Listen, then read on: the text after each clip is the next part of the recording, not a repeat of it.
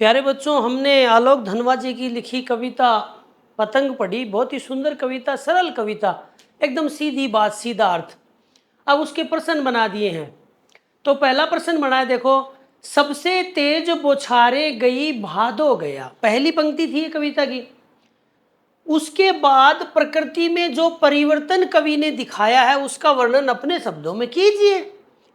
तो क्या दिखाया उसने कि भाई सावन भाद्रपद गया है और उसके बाद नया सवेरा हुआ है। तो क्या परिवर्तन दिखाया, तो आप बता दीजिए कि बरसात का मौसम खत्म हो चुका है, तेज बारिशों, तेज जो बौछारों का जो मौसम था वो है खत्म हो चुका है, आसमान बिल्कुल साफ हो चुका है, मलिनता सारी मिट गई है, धरती भी साफ हो गई है, पेड़ पौधे भी एकदम से हरे भरे हो गए, साफ चका हो गए हैं, वातावरण बहुत ही सुंदर हो गया है। और इस वातावरण में प्रकाश जो है वो बड़ा चटक रंग का है और प्रातः काल जो है वो रंगीन है, लाल रंग से युक्त है प्रातः काल।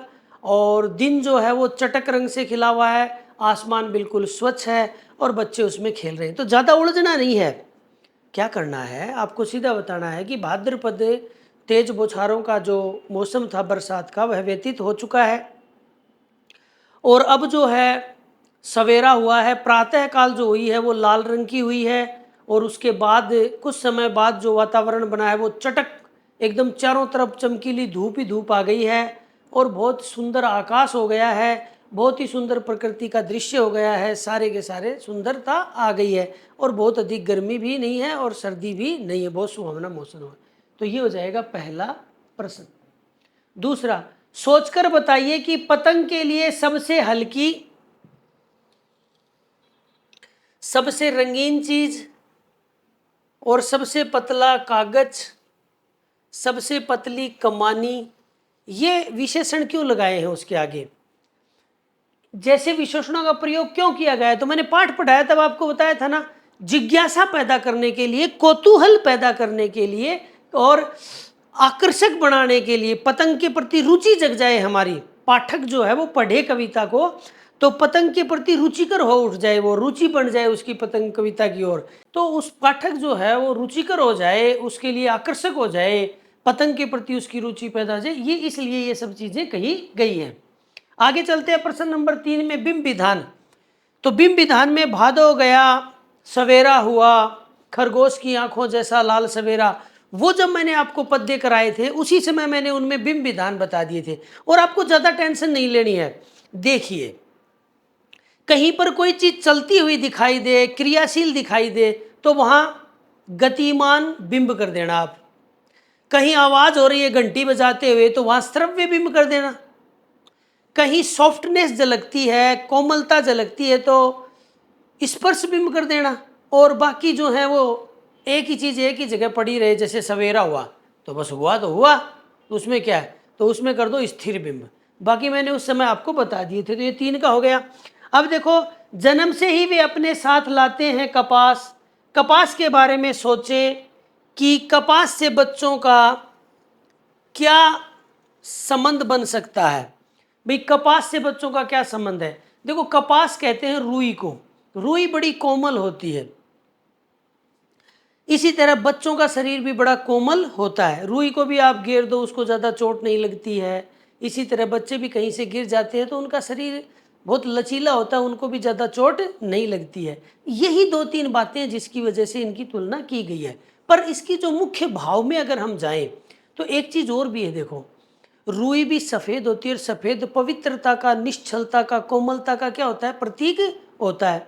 इसी तरह बच्चे भी निश्चल होते हैं, कोमल होते हैं, पवित्र होते हैं। ये भी एक इसका, तो इसका पूरा गढ़ेंगे तो क्या करेंगे कि कपास रुई को कहते हैं और रुई बड़ी ही कोमल होती है, वो कहीं से गिर जाती है तो उसको चोट वगैरह रुई पे ज़्यादा लगती नहीं, उसे कोई नुकसान नहीं होता।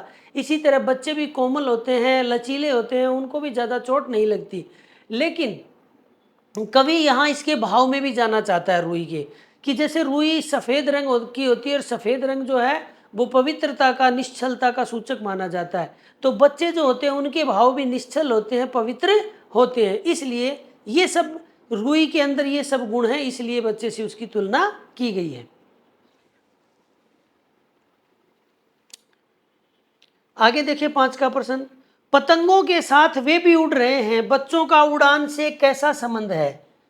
कि जब बच्चे पतंग उड़ाते हैं ना तो उनकी भावनाओं पतंग से जुड़ जाती है, और पतंग फिर एक निर्जीव कागज का टुकड़ा नहीं रहता है, उनके लिए एक सजीव चीज वो बन जाता है, और वो अपने मन और भाव से पतंग से जुड़ जाते हैं, और इतने जुड़ जाते हैं कि वो रोमांचित हो जाते हैं, उनके रोंगटे भी खड़े हो जाते हैं।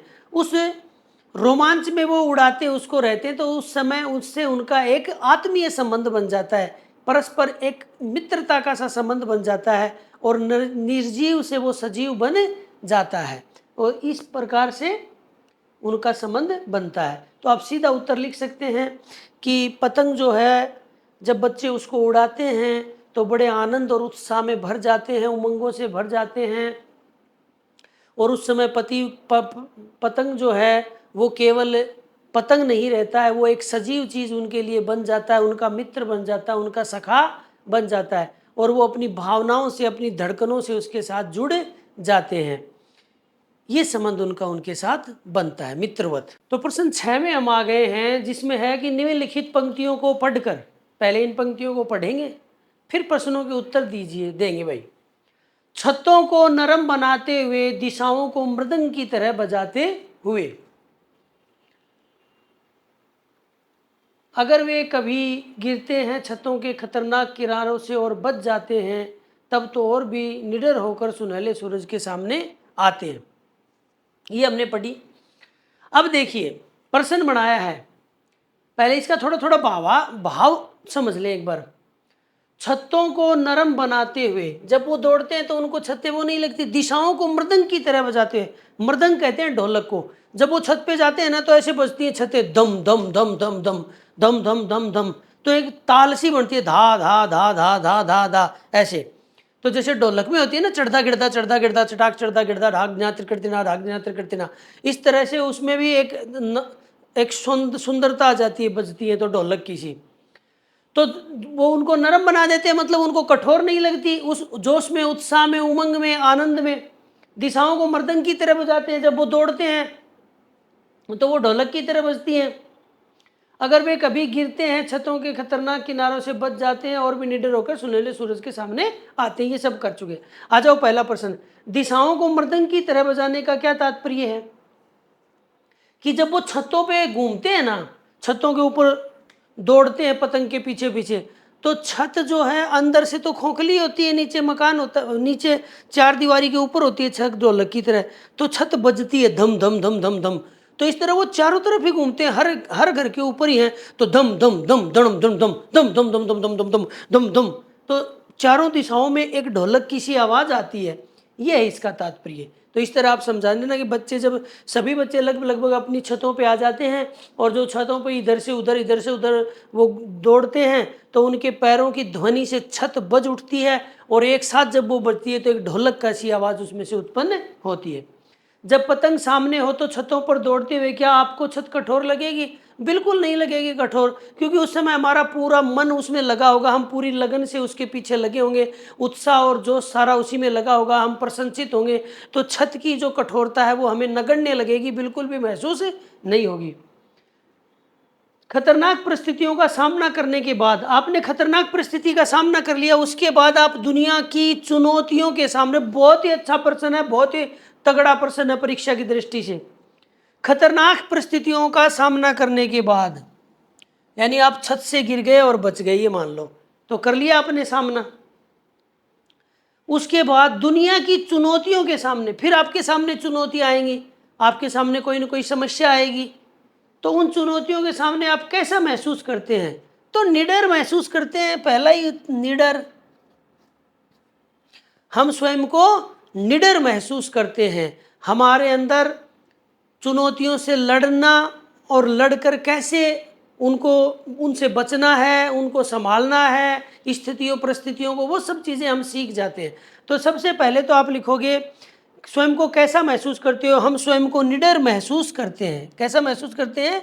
निडर।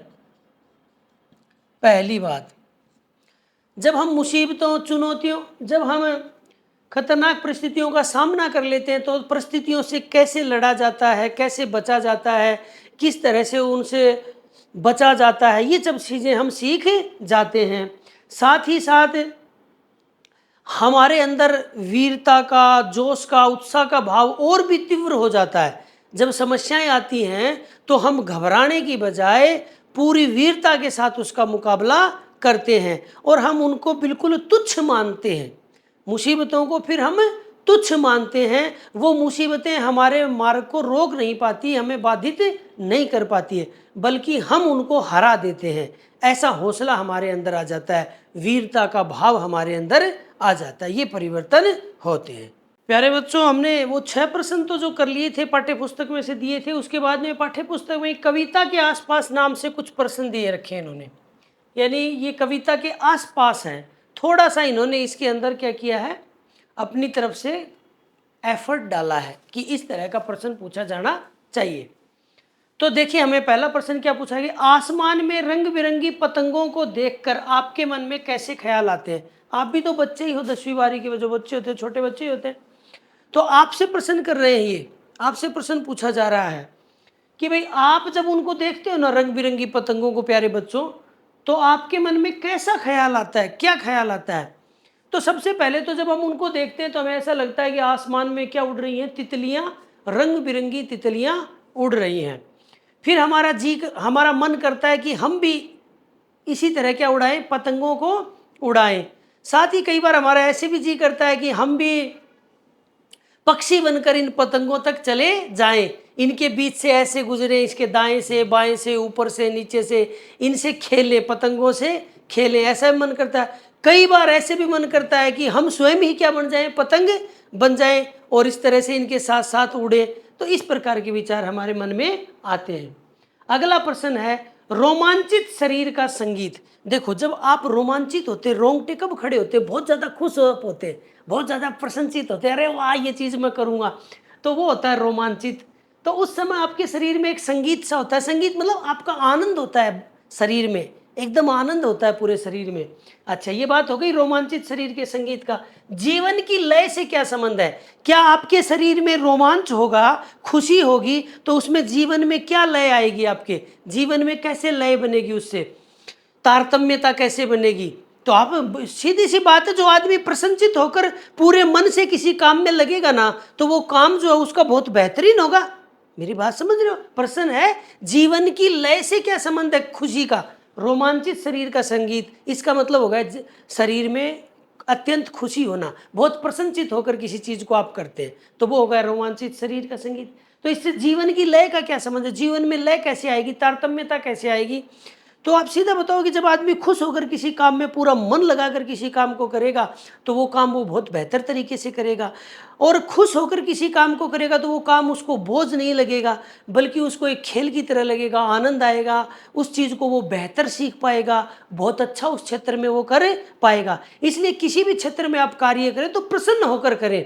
जैसे घर का ही कोई काम है, आपके पिताजी आपको कह देते हैं कि जा बेटा वो सामान लेके आओ दुकान से, तो आप खुश होकर जाएंगे तो आपको बिल्कुल भी वो बुरा नहीं लगेगा, और आप खुश होकर नहीं जाएंगे तो वो काम आपको बोझ लगेगा। तो जीवन में तो यही लय आती है कि जब हम किसी मन प्रसन्नचित्त होकर खुश होकर किसी काम में लगते हैं तो उसके परिणाम बहुत उत्तम आते हैं, उसके परिणाम अच्छे आते हैं, हमारा मन लगता है काम में, हमारा जीवन आनंद से व्यतीत होता है। ये सब चीज़ें इसमें कर देंगे। आगे देखो, महज एक धागे के सहारे पतंगों की धड़कती ऊंचाइयां। पतंग जो उड़ रहे हैं, केवल पतंग नहीं, मैंने बताया वो सजीव हो जाते हैं, बच्चों की धड़कनें उसकी धड़कनों से जुड़ जाती है। तो पतंगों की धड़कती हुई, एक धागे के सहारे पतंगों की धड़ती हुई ऊंचाइयां, तो वो ऊंचाई पे गए हुए हैं, तो वो ऊंचाइयां, धागा देखो कितना ऊंचा चला, तो वो धड़कती हुई पतंग की ऊंचाइयां क्या करती हैं, बच्चों को कैसे थाम लेती हैं गिरने से।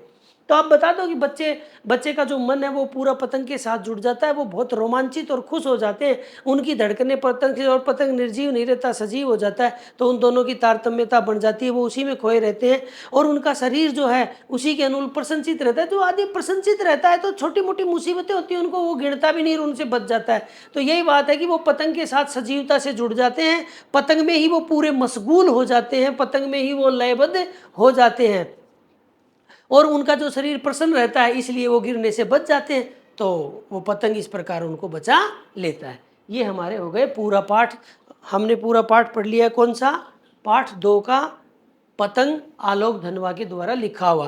प्यारे बच्चों, अगर कोई और भी आपको समस्या हो तो आप बता सकते हैं और इस चैनल को सब्सक्राइब कीजिए, मित्रों को और उनको शेयर कीजिए, इन वीडियो को शेयर कीजिए ताकि किसी का भला हो जाए।